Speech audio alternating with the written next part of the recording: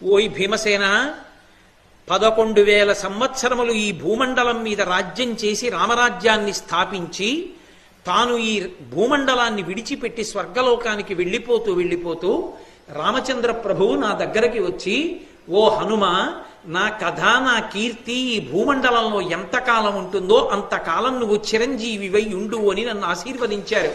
కాబట్టి నేను ఈ గంధమాదన పర్వతం మీద గుహలో పడుకుని ఉంటాను. ఓ భీమసేన, నేనే హనుమంతుణ్ణి. హనుమ 100 యోజనములు దాటారన్నావే, నేనే.